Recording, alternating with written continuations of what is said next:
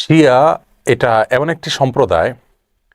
শিয়াদের পরিচয় জানার আগে শিয়া শব্দের অর্থ আমাদের জেনে নেওয়া দরকার। শিয়া শব্দটি বলতে মূলত দল, উপদল বা অনুসারীদের কোনো গোষ্ঠী এটা বোঝানো হয়।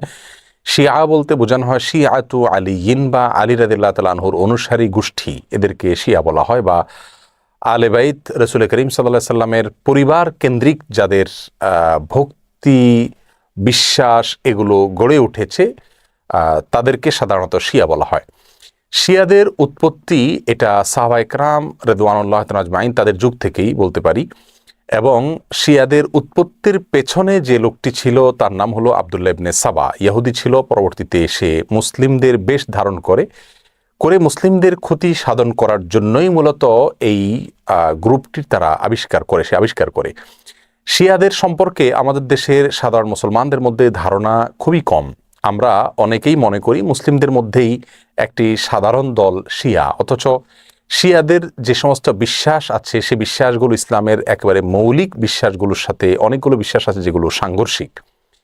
অনেক ভাই বোনরা মনে করেন যে শিয়াদের সাথে আহলুস সুন্নাহ ওয়াল জামাআতের, অর্থাৎ যারা কোরআন এবং সুন্নাহকে দলিল হিসাবে গ্রহণ করে সেটাকে অনুসরণ করে, তাদের সাথে শিয়াদের একটা পার্থক্য তারা মনে করেন যে শুধুমাত্র খেলাফত নিয়ে, অর্থাৎ আবু বকর রাদিয়াল্লাহু তাআলা এবং আলী রাদিয়াল্লাহু তাআলা আনহুর ভিতরে কে বেশি খেলাফতের হকদার এটা নিয়ে মত পার্থক্য। আসলে বিষয়টা তা নয়, বরং শিয়াদের বিশ্বাসগুলোকে একত্র করা কঠিন। তাদের মধ্যে অনেকগুলো দল উপদল আছে, তার ভিতরে কমন কিছু বিশ্বাস আছে বেশিরভাগ শিয়ারা লালন করে।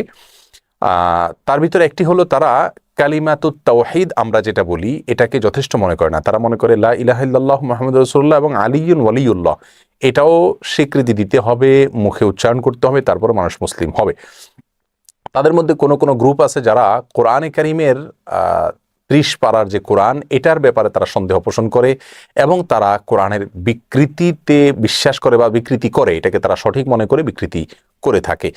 তাদের মধ্যে বড় অংশ বা সবচেয়ে বেশি অংশ বলা যেতে পারে, প্রায় সবাই বলা যেতে পারে, তারা সাহাবীদেরকে সবাইকে কয়েকজন বাদে আলী রাদিয়াল্লাহু তাআলা আনহু, আব্বাস রাদিয়াল্লাহু তাআলা আনহু সহ কয়েকজন বাদে হাসান হোসেন, ফাতেমা রাদিয়াল্লাহু তাআলা আনহুম সহ আহলে বাইত যারা তারা ছাড়া বাকিদেরকে তারা কাফের মনে করে এবং সাহাবীদেরকে গালমন্দ করাটা এটাকে তারা সওয়াবের কাজ মনে করে, ইবাদত মনে করে।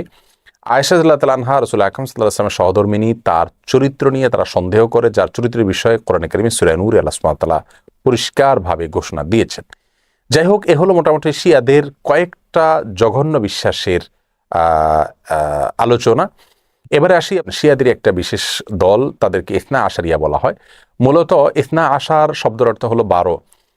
ইসনা আশারিয়া গ্রুপ বলতে শিয়াদের ওই গ্রুপকে বলা হয় যারা 12 জন ইমামে বিশ্বাস করে, অর্থাৎ যারা মনে করে যে 12 জন ইমাম আল্লাহর পক্ষ থেকে নির্ধারিত, তারা রাসূল করিম সাল্লাল্লাহু আলাইহি সাল্লামের ওয়াফাতের পরে ধারা পরম্পরায় আসছেন এবং তাদের মধ্যে প্রথম ইমাম ছিলেন আলী রাদিয়াল্লাহু তাআলা আনহু এবং সর্বশেষ ইমাম ছিলেন মুহাম্মদ ইবনুল হাসান আল আসকারি।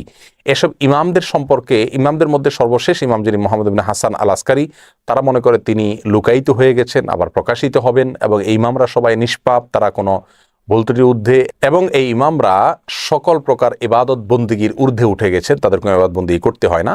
এই বিশ্বাসগুলো লালন করে থাকে ইসনা আশারিয়া গ্রুপ।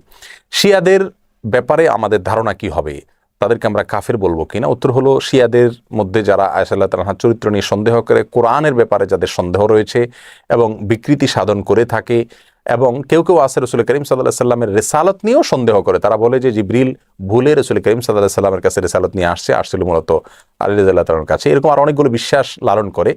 এই সম্প্রদায়গুলোকে বা এইরকম বিশ্বাস লালনকারীদেরকে আমরা মুসলিম মনে করতে পারি না। তবে হ্যাঁ, তাদের মধ্যে অনেকগুলো গ্রুপ আছে যাদেরকে সরাসরি কাফের বলা যায় না, তাদের অনেকগুলো ভুল এবং ভ্রান্ত বিশ্বাস রয়েছে। এদের মধ্যে সবচাইতে সাধারণ যেটা বিশ্বাসের দিক থেকে সবচাইতে তুলনামূলকভাবে কম জঘন্য বলা যেতে পারে সেটা হলো আবু বকর রাদিয়াল্লাহু তাআলা চাইতে আলী রাদিয়াল্লাহু তাআলাকে খেলাফতের জন্য অধিক হকদার মনে করা। শিয়াদের অনেকগুলো ভ্রান্ত বিশ্বাস নিয়ে বিস্তারিত এবং বিশদ আলোচনা করা দরকার, তা না হলে তাদের বিষয়ে আমাদের ধারণা পরিষ্কার হবে না।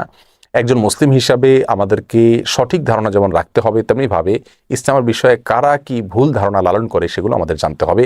কোরআন নিয়ে যারা সন্দেহ করে, সাহাবীদেরকে যারা গালমন্দ করে, সাহাবীদেরকে যারা কাফের মনে করে এবং রাসূল করিম সাল্লাল্লাহু আলাইহি সাল্লামের সহধর্মিণীর চরিত্র নিয়ে যারা সন্দেহ করে, কোরআনের বিকৃতি যারা সাধন করে, এদের ব্যাপারে আমাদের ধারণা কি হওয়া উচিত, সেটা আমার মনে হয় যে কোনো সাধারণ দর্শক শ্রোতাই আমরা সহজেই সিদ্ধান্ত নিতে পারবো। আল্লাহ তাআলা আমাদের সকলকে সঠিকটা বুঝার তৌফিক দান করুন।